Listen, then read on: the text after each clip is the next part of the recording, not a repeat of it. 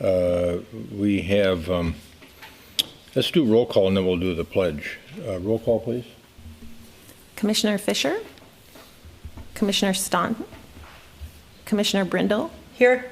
Commissioner Anderson. Here. Chair Hovland. Here. Thank you, Ms. Karski. And then if you care to join us in saying the Pledge of Allegiance, let's please rise and do so. I pledge allegiance to the flag of the United States of America and to the republic for which it stands, one nation under God, indivisible, with liberty and justice for all. Thank you. We have a form of a meeting agenda in front of us that's been published to the citizens of our community. Is there anyone who wishes to modify the agenda for any reason? Hearing nothing, is there a motion to approve the meeting agenda as shown? So moved. Second. We had a motion and a second to approve the meeting agenda as shown. Discussion. All those in favor say aye. Aye. Aye. Opposed? Carried. And then community comment. Is there anyone in the audience who wishes to address the HRA on a matter of concern to them that's not otherwise on the agenda this morning? Okay. Seeing no one coming forward, we'll move on to the consent agenda. There are 3 items on the consent agenda this morning. Is there any commissioner that wishes to remove an item from the consent agenda? If not, I'll entertain a motion to adopt the consent agenda. So moved. Second. Got a motion and a second to adopt the consent agenda as shown. Any further discussion? All those in favor say aye. Aye. Aye. Aye. Opposed? Carried. All right. We're on to the reports and recommendations portion of the agenda. And the first matter there is the Village Homes of Centennial Lakes potential agreement with respect to some fees that are charged, park fees. And Manager Neal, do you have this matter? I do. Thank you, Your Honor. I'm going to introduce the matter and then ask our Finance Director, Don Urim, if he can present the matter in more detail to you.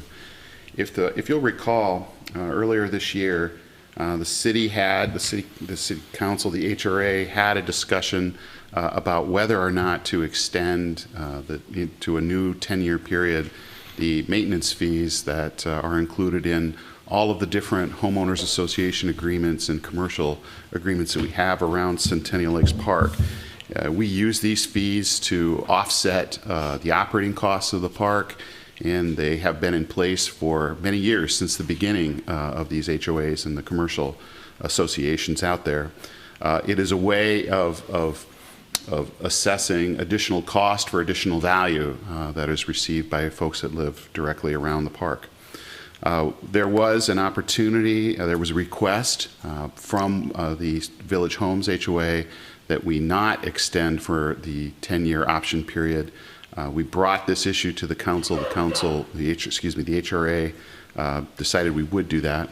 But you were interested at that time, some of you were interested at least, in whether or not we could do something to kind of decrease the financial impact of those fees on this particular HOA because of its presence in the community as an affordable housing option. So we entered into some discussions with the HOA leadership and their legal counsel, and those discussions resulted in a preliminary agreement. That preliminary agreement is, in a sense, trades decreases in the short term in our maintenance fees for an extension of those maintenance fees into the future. The HOA board has approved that deal in concept, or that arrangement agreement in concept, and it's being presented to you as a whole for the first time today. And so I think at this point it would be good for us to have Don Urim come, and Don can tell us in a little bit more detail about the actual agreement. Good. Thank you, Manager Neal. Director Urim, welcome. Thank you, Chair, members of the HRA. So just a couple of things. As Scott has mentioned, we've been working on this for quite some time. There were a couple of things that we wanted to do with the Centennial Lakes Board in terms of what we'd like to see in an agreement, and as Manager Neal indicated, one was to take a look at how we could reduce the fees in the short term, which would be more consistent with the other residential properties that surround Centennial Lakes. So we've accomplished that with a reduction in the fees starting in 2022 to $15 per unit per month, which is consistent with the other agreements we have with residential properties. And also, as Mr. Neal has indicated, we've been able to negotiate an extension of the fees for an additional 5 years at $10 per unit per month. So in a sense, we've reduced fees in the short term, but have an extension in the term. The board for the HOA has agreed to this. Staff supports the agreement and recommends approval. Good. And if you have any questions, I'd be happy to answer those. Thank you. Any questions for Director Urim? No, I think we're all pleased with the outcome. It took some time to negotiate things. I spoke briefly with Lois Ring this morning, and she said it took several months to work out something that was acceptable. And she thought we should approve it, and her board did as well. So we'll take that matter up here this morning. So, having heard no one questioning, no commissioner asking Director Urim anything about the matter, I think we're all pretty well versed in it. Is there a motion to approve the agreement between the Village Homes of Centennial Lakes Condominium Association and the Edina Housing and Redevelopment Authority regarding these fees? So moved. Second. Got a motion second with respect to the fee agreement that's been struck between the city or the HRA and the Village Homes of Centennial Lakes Condominium Association. Any further discussion or comment? All those in favor say aye. Aye. Aye. Opposed? Carried. Good. Thank you, everybody that was involved in that, and homeowners as well. Thank you very much. It was nice to get an outcome here that everybody was comfortable with. Now we're going to go to an Affordable Housing Progress Report from Stephanie Hawkinson, our Affordable Housing Development Manager, and this is, I think, a nice update for folks. So, Ms. Hawkinson, welcome.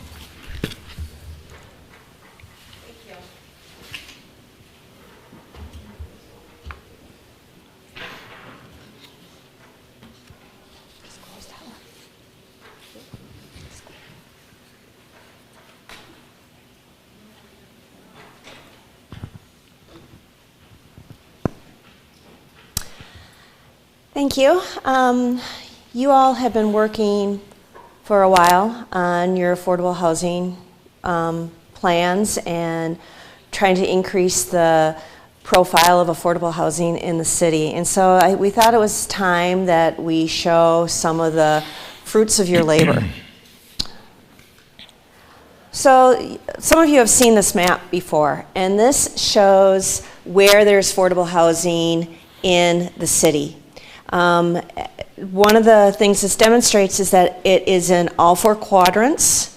It is spread throughout. There's some pockets, but it's not fully concentrated. The different colored dots represent different types of affordable housing, whether it's the Come Home to Edina second mortgages, the multifamily developments for which there has been some sort of city involvement, or the naturally occurring affordable housing. These multifamily developments are since 2012, in which there is an affordable housing component. So it's not a comprehensive list of all multifamily housing that has been developed, but only those that have affordable housing within them. So going clockwise, starting in the northeast area, we have the Lorient, 46 units, of which 3 are affordable, and the financing the public participation was TIF. Nolan Main's, 100 units, 10 of which are affordable. Public participation, TIF, trust fund, and foundation support. Millennium, 375 units, 11 of which are affordable. 66 West, 39 units, 100% affordable, TIF. Aria, 188 units, 8 of which are affordable. Aurora, 179 units, 10 of which are affordable. Villanova, this was our only NOAA preservation. So there was 11 units, 5 of which are affordable. All 11 are affordable at 80% or below, but 5 are restricted to 60% or below. And that we use TIF pooling. Yorkshire of Edina, 96 units total, 10 of which are affordable. Some of these have been approved but are not yet under construction, namely 7,200, 7,250 France, 311 units, 62 affordable and using TIF. 4,100 Edina, 70 units, 100% affordable, TIF and TIF pooling. Amundsen Flats, 62 units, 100% affordable, TIF pooling. Avidor, 165 units, 18 affordable. So here's a summary. Again, these are all the developments that have an affordable component, so we did not include those that are 100% market rate. So of these, since 2012, 1,558 units of housing, of which 20% of these are affordable. And we can see that over time, in the early years, the percentage within a building was lower, but as we've strengthened the policy and implemented the policy, the percentage of affordability has increased. It's not all multifamily. We have the Come Home to Edina program. Since it started, we've had over $5 million of second mortgage notes originated. And these have been in small single family, they're condos, so it's been throughout the city. And 106 households have benefited from this program. And we recently reached out to folks in the program just to get some of their feedback, and have received some emails that this has been transformative. They would not have been able to move into the community had it not been for this program. They wanted to raise their families here. I mean, some of them have been really glowing emails.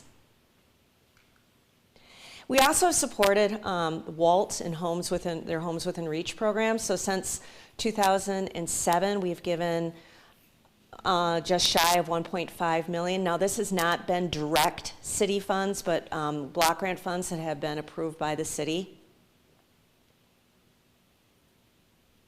And these homes are affordable for 99 years. So there have been, they're working right now on rehabbing their 13th home and have a homeowner with a family of 4 that is being qualified to move into it.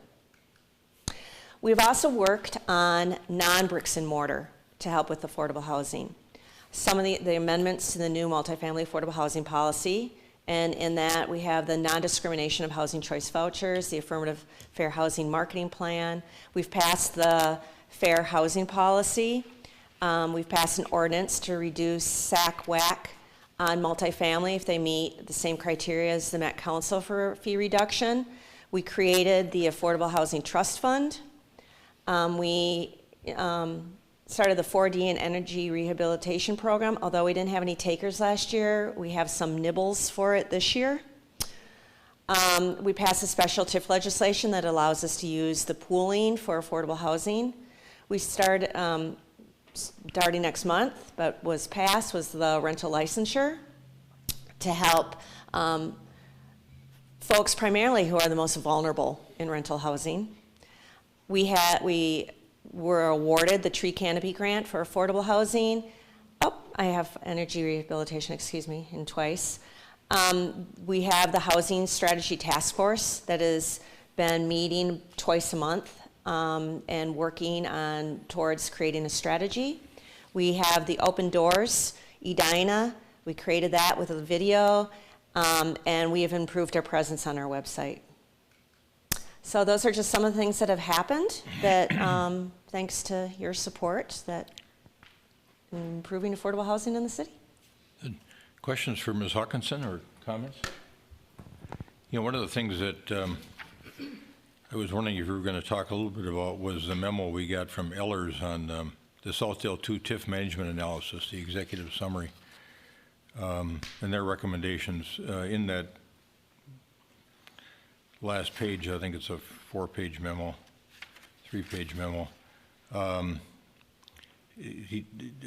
Nick Anhut at Ellers says that we're going to be able to extinguish the loan obligation with Simon, which was the money we loaned to them to help with maximizing the reconstruction of the mall, which is good. I think that was $5 million, Director Urim? That's correct. All right. And then we can use up to $15.2 million for affordable housing needs. So I'm wondering, what kind of cushion do we have there? We've used some of those monies. What do we have remaining there that we have access to? Well, I actually didn't know if you were going to pull that off of consent. So I have this. Now, this is for the special legislation. Good anticipation. This is for the special legislation. We have an anticipated 7.5 of that portion of the pooling. So we have pledged 2.4 of that to 4100 Edina, the Aon project, and they're going to pay 500 back. And then Amundsen Flats, we've pledged 1.3, and they're going to pay 600 back. So then we have 4.8 left. That's still uncommitted in any sort of way. That's of the special legislation. I don't have a slide for the other half, the 8 million. That's not the special legislation. And within that, we've used 350. No, did we use for the Sandell? Yeah, we used the 350 for Sandell. And Bill, have you used any other of that? So we have most of that 8 million remaining. Yeah, so the total is we got about 12.8 remaining out of that 15.2? Yes. Yeah, okay. And what's our deadline to make commitments with those funds or turn them back? Chair, members of the commission, so with the special legislation, the commitments need to be made by the end of 2021. So with the other portion, which is approximately 7.5 million, that can extend beyond that term because it's not special legislation. It's just pooling for housing. So there is some flexibility with in terms of timing for those funds. Okay, good. That's good to know. And then Ms. Hawkinson, would you send this PowerPoint to all of us? I think this might be good for us all to have. Chair Commissioners, indeed, I will do that. Good information there, getting conversations with folks in our community that want to know what we're doing on affordable housing. This is a good summary. Okay, thank you. Other questions, comments? Member Brindle? Thank you. Commissioner Brindle, I mean. Looking at the end of 2021, it sounds like, it's 2 years away, but deals that are affordable housing deals take a long time to get even to the point where they become viable enough to reserve some of these funds, even by the end of 2021. So my question really has been, what kind of hope do we have to be able to garner the use of those funds by that time? And what do we have in the pipeline right now that could use some of those funds? Chair Commissioners, that is going to be part of the focus of our work session right following this meeting with the Housing Foundation, as we will be discussing some of those issues. Actively in the pipeline, no. I mean, there isn't anything actively in the pipeline. We have, among staff, we have ideas and fallback measures that we're contemplating and working on, and because I don't want to see us losing this as an opportunity for creating affordable housing and having it go away. So I don't think that is anyone's intention among staff for sure. But we will talk about it more in depth as, in a work session. Okay. Good. Thanks, Ms. Hawkinson. Thanks for the update. All right. The next portion of the agenda deals with correspondence. Is there any correspondence, Director Neal, that we haven't seen that's not otherwise on the dais? I guess is a better way to put it. Okay, good. One of the things I just want to talk to you and Ms. Hawkinson about is that land bank letter that I got too. We can talk about that offline. This is just a reminder that we should have that conversation about what do we want to be involved with the land bank, and if so, how? Okay. On to HRA Commissioner comments. Commissioner Anderson. I have nothing this morning. Commissioner Brindle. I don't have anything. Commissioner Staunton. Nothing for me, thanks. And the chair has nothing either. And on to our executive director's comments. Just a note that we moved the work session upstairs. We initially had it scheduled for the mayor's conference room, but we think we're going to have more people than comfortably fit around that table. And we do have sometimes voters are kind of coming through there as well occasionally, so it'll be better upstairs. Good. Okay. Do we have a motion to adjourn? So moved. Do we have a second? Second. All those in favor say aye. Aye. Opposed? Carried. We're adjourned.